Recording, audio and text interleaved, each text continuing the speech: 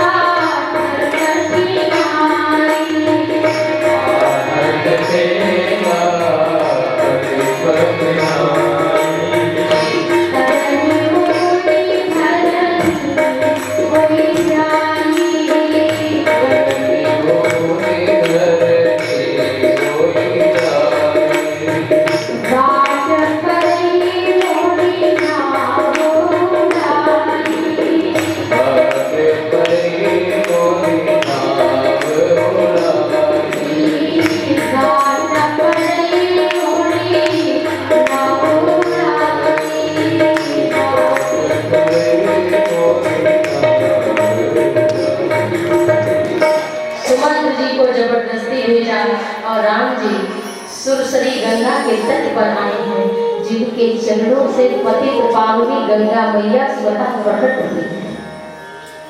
400 कोस से भी कोई गंगे गंगे योगयात यूयनाम सतैरपि मुच्यते सर्व पापेभ्यो विष्णु लोकम सगच्छति। 400 कोस से भी कोई गंगा गंगा कह दे तो कहते हैं उस दिन का पाप तो उसका मिट ही जाता है और वो भगवान के धाम जाने का अधिकारी हो जाता है। बोलिए गंगा मैया की। बड़ा सुंदर प्रसंग है। कौन है? सबसे पहले निकलते ही किसका दर्शन हुआ? निषाद का, जाति का निषाद। और दूसरा मिला तो केवट। जरा सोचिए, राम जी का पहले मिलना किससे हो रहा है? कोई बहुत बड़ा महात्मा वेदांता मुनि नहीं है राम जी के चरित्र में कहे, और जो मुनि है उनका बहुत संक्षेप में वर्णन में निवेदन करें। अत्रि आदि की जो कथाएं हैं रामचरितमानस में, सर्वंग की है, सुतीक्ष्ण की है, अगस्त्य की है, विश्वामित्र जी की है, वशिष्ठ की है, सनकादि भगवान की है, देवर्षि नारद की है, संक्षेप में है। लेकिन केवट का इतना विस्तार से, और बिना केवट की कथा को गाए, सबरी को कथा को गाए बिना लगता कुछ गाया ही नहीं। कौन ऐसा ब्राह्मण होगा जो केवट की कथा को गाकर अपना भाग्य नहीं जगा पाएगा? कौन सबरी की कथा को गाकर कौन ऐसा होगा जो कृतकृत्य नहीं हो जाएगा? माने कृतकृत्य के कुछ करना बाकी नहीं रह गया, पूर्ण हो जाना ही कृतकृत्य होना है। तो बरबस राम सुमंत्र पठाए। सुमंत्र जी को जबरदस्ती भेजा। सुमंत्र नहीं जा रहे हैं, मंत्री हैं, लेकिन राम जी ने जबरदस्ती कहा नहीं जाइए। तो राम जी गंगा के तट पर आ गए, और राम जी तो दाता एक राम भिखारी शादी साधारण भाषा देने वाले तो प्रभु हैं, उन्हीं की बनाई हुई सृष्टि अनंत ब्रह्मांड है। लेकिन वो प्रभु प्रेम के भूखे हैं। मांगी नाम न केवट आना, नौका मांग रहे हैं भगवान, लेकिन केवट ले नहीं आ। अच्छा जरा सोचिए कि केवट क्या एक ही है? भाई वहां तो गंगा नदी के किनारे एक केवट तो होता नहीं। आप भी देखते हैं कितनी नावें खड़ी रहती है, लेकिन आज केवल एक ही केवट से भगवान नाम मांग रहे हैं और सबसे नहीं मांग रहे। राम जी जाओ नहीं पार करते दूसरा चले जाएंगे, लेकिन जिसका सुकृत होगा ना वही कथा में आ पाएगा, वही बैठ पाएगा, वही सुन पाएगा। अन्यथा अभिमान और कभी संसार की बातें श्रवण नहीं करने देते। तो केवट आप सभी कथा जानते होंगे कि पूर्व जन्म में क्षीर सागर में जहाँ पर भगवान वैकुंठनाथ विष्णु भगवान क्षीर सागर में निवास करते हैं, वहाँ पर या केवट कछुआ था। भगवान विष्णु शेष शैया पर शयन करते हैं। माँ भगवती लक्ष्मी उनके चरणों को अपने कर कमल से दबाती है, चरण कमल को।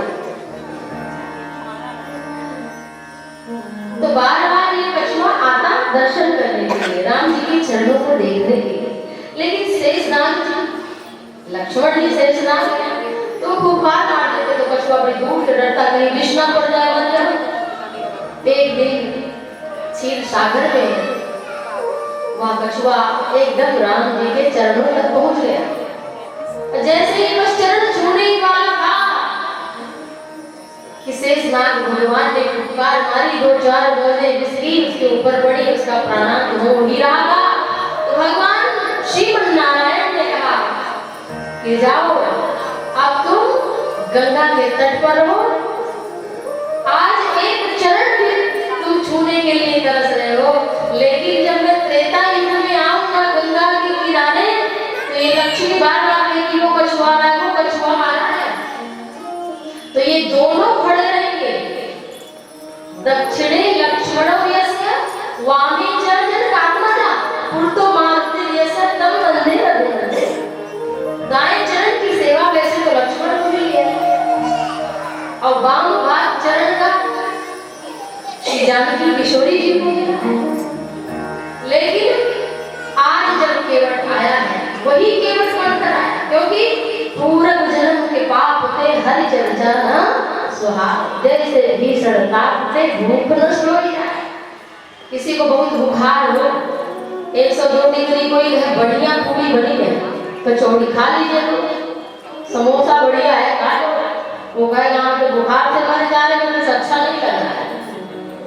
ऐसे ही मनुष्य तन पाकर के भी मानो संसार का ये बुखार हो गया है, प्रपंच रूपी बुखार, जिसके कारण भगवान की कथा नहीं की। तो आज ये वही केवट ने जब सुना कि राम जी आ गए, तो अपने स्वामी को तो पहचाना, कह रहा भैया आपकी बात तो सब जो है बस हमें आज केवल मौका दे दो, उसके बाद हम कभी नाम नहीं चलाएंगे। एक नाम नहीं करोगी तो उसका व्यापार आप लोगों के पास आ जाएगा। सबने स्वीकार कर लिया, आज अकेला केवट तो मांगी नाम न केवट आना। केवट नाम में बैठा है, आता ही नहीं। अरे भैया हमको पार जाना है, नाम चला दो, बैठा के पार लगा। मांगी नाम न केवट आना, केवट आता ही नहीं, बैठा है। कहा तुम्हार मन मुँह जाना, कहता हम आपका मन जानते हैं। लक्ष्मण हूँ या मर्म न जाना, जो कुछ चरित्र चार भगवाना। जिनके चरित्र को स्वयं लक्ष्मण जी रात की सेवा में रहते वो नहीं जान पाते। जिनके कथा को गरुड़ जो नित्य भगवान श्री हरि के वाहन है, वो उनको संशय हो जाता है। स्वयं सती मैया को संशय हो गया राम जी को देख करके। तो आज वही संशय, वही पहचानने की बात की पहचान है। कहा तुम्हारा मर्म, मैं आपका मर्म जानता। कुछ लोग बोलते हैं, कहते भैया हम आपके अंदर की बात जानते हैं, कि अंदर की बात है, क्या क्या आचरण है वो हम सब जानते हैं। लोग कहते हैं हमें पता सभी की बात है, मर्म जानते, कोई गुण बात जानते, क्या जानता है। ऐसे तो भगवान को जानना बहुत कठिन है। तेसाम सतत युक्ताम भजताम प्रीति पूर्वकम ददामि बुद्धि योगम। भगवान कहते हैं ऐसे तो गीता में कि जो कोई ज्यादा धर्म कर्म ना कर पाए, तो हमारा नाम तेसाम सतत युक्ताम भजताम प्रीति पूर्वकम, हमारे नाम को कोई प्रेम पूर्वक राग देने भजता है, तो मैं उसको क्या देता हूँ, बुद्धि योग। फिर बुद्धि योग के द्वारा वह मुझे मैं जैसा हूँ, जो हूँ, सब प्रकार से मुझे जान लेता है। और नहीं तो भगवान जिसको जनाना चाहे, मतलब जिसको जनाना चाहे, क्या भगवान का कोई शत्रु है, कोई मित्र है? नहीं, जिसके पूर्व जन्म की तपस्या पूर्ण हो चुकी है। जैसे ध्रुव महाराज थे, तो 5 साल में 6 महीने का केवल समय लगा, 5 साल के थे, तो भगवान को पाने के लिए माता सुरुचि के वचनों से आहत होकर के वो गए जंगल, और 6 महीने में बताओ एक 5 वर्ष का बालक भगवान का दर्शन कर ले, ये कठिन लग रहा है कि नहीं? कि हाँ, कितने लोग कितनी तपस्या करते हैं, नहीं मिलते भगवान। तो भगवान एक बार जब उन्हें राज्य मिल गया था, तब भगवान से पूछा था ध्रुव जी ने, ये प्रभु आप ऋषि मुनियों को तो करोड़ों कल्प बीत जाते हैं, दर्शन नहीं मिलते, आप हमको 5 साल में 6 महीने मिल गए, मैं तो बालक को भी 5 साल।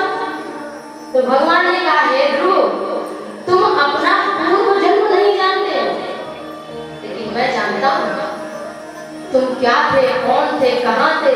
तो भगवान श्री विष्णु भगवान नारायण ने ध्रुव जी को दिव्य दृष्टि प्रदान किया और अनंत जन्म दिखाए कि वो देखो तुम उस पर्वत पर बैठकर कई कल्पों तक तपस्या करते थे, वो देखो तुमने 45 सेकंड तपस्या की।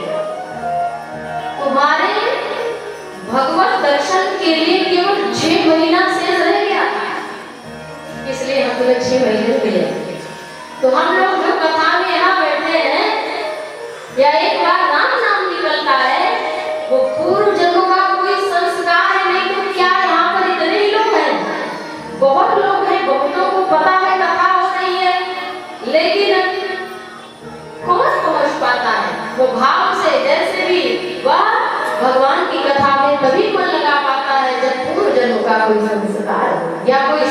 की अकारण करना होता है।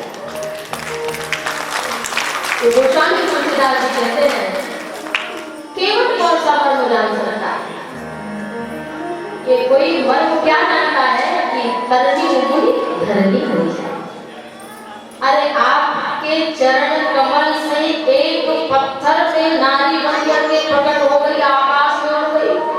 तो जब पत्थर नारी बन सकती है तो हमारी नाव तो लकड़ी की। तो कहीं अगर ये नारी बन के उड़ गई नौका हमारी, तो हमारा व्यापार खत्म हो जाएगा हमारा। और हम बेदाम